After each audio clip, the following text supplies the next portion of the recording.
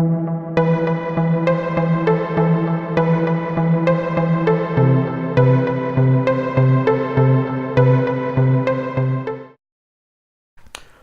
to the Jump Off Point. I am Sly. And I'm Wade Spook.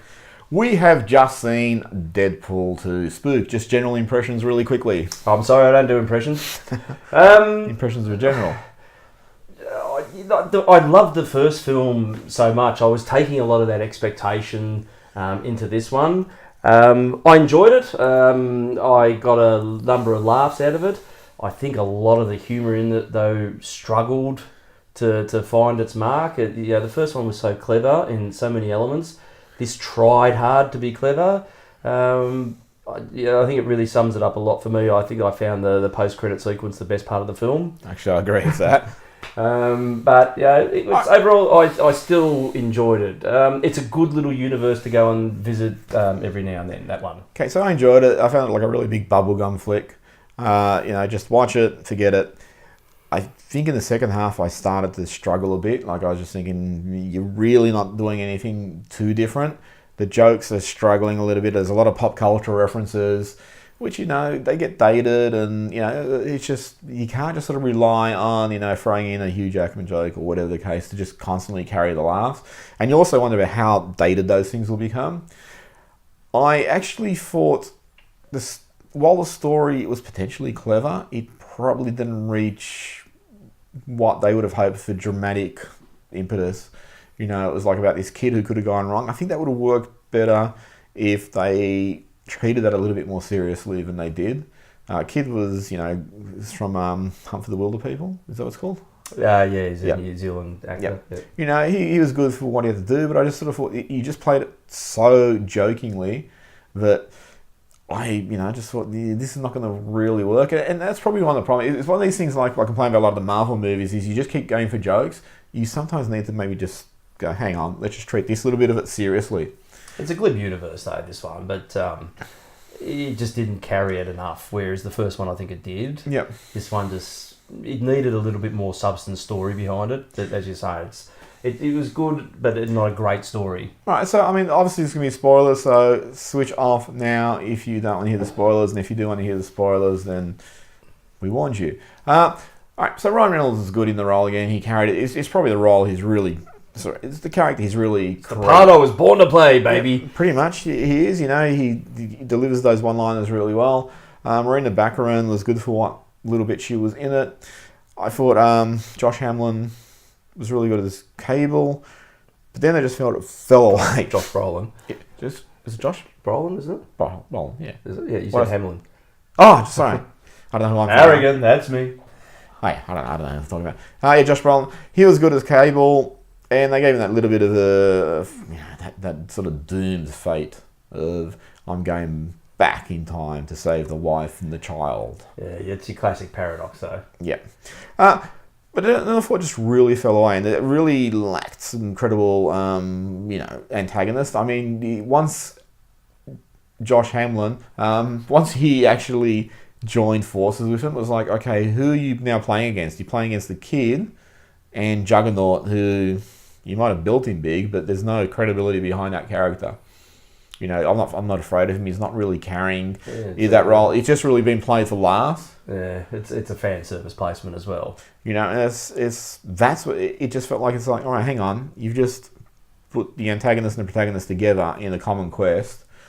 Who am I trying to cheer against now? Well, that's when Juggernaut came in to make sure that you understood that you're supposed to root for... but it was very much like, I forgot his name, Lutz in Fellowship of the Ring, that orc they created just so you had that one, that antagonist you could hate.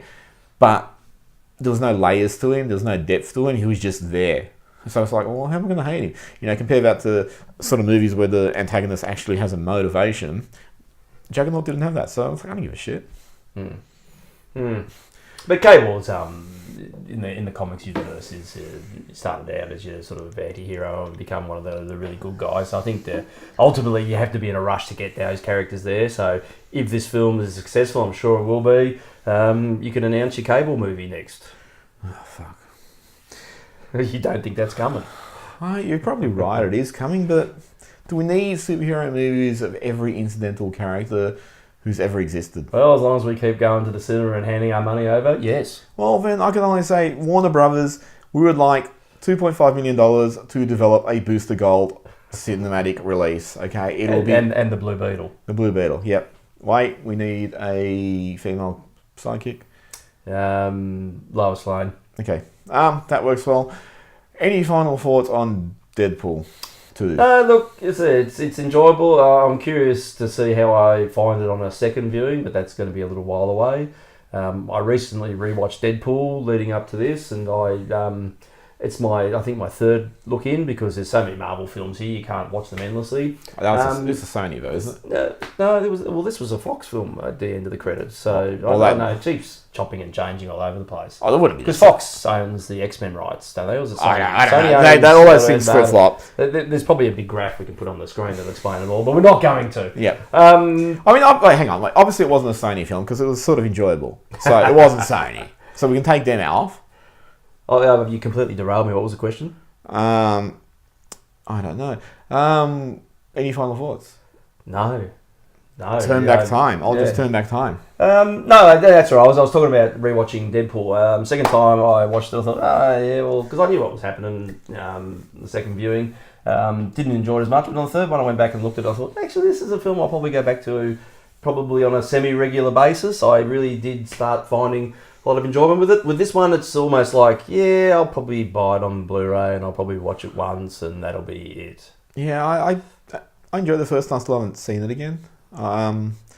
It was good, but it wasn't something where I invest a lot of depth in it and feel like, it's the movies I'd rewatch, like The Dark Knight or the original Superman movie. It didn't go to that extent. It was really clever, but it's one of those things I thought, because it was really clever and surprised me, that was part of its engagement. Once you actually know that's all coming, for me, that's sort of undermines a little bit. It's still going to be a really good movie and all that. It was well built, but I never put it up there on the level with the other superhero movies that I really love. This one, again, it was really good bubblegum fare.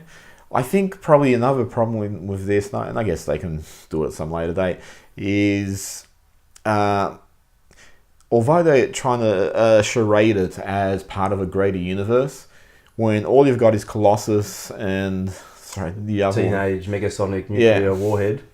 When all you've got is those two who are backing you, it feels very hard to. It makes it very hard to believe that this is like part of any greater universe. At some point, someone's going to realise they make a shitload more money if they bring them together, like Sony lending Spider-Man to the MCU. And they do a lot of meta jokes about that. First they did, you can't afford, you couldn't afford on the Xaviers and all that sort of stuff. It was clever. I mean, they did have the little cameo of the X-Men in the room, there closing the door like they weren't there. And stuff like that was good. It's a good little nod. I don't know whether this sort of film needs that massive ensemble. I don't think there's a massive ensemble, but the rest of them coming in, it works fine. I love Colossus. I loved him in the comics. I think the portrayal in these films of Colossus is bang on. And I even don't mind. Like I thought in the first one, that Teenage Nuclear Megasonic Warhead, which I'd never heard of before. I really thought she was good. Terribly underused in this one, but I think that was obviously she was just filling space that Cable would have taken anyway. So, but look, anything with Colossus in it works for me. I think he's awesome. All right. Anyway, that's it from us. If you like what you've seen, subscribe. If you don't like what you've seen, subscribe. Like us here. Leave comments there. Look for future reviews in the future. For it's in the future that. And props to that one-eyed Willy gag in the film. That was a blinder. Okay. See you later. Cheers. Bye.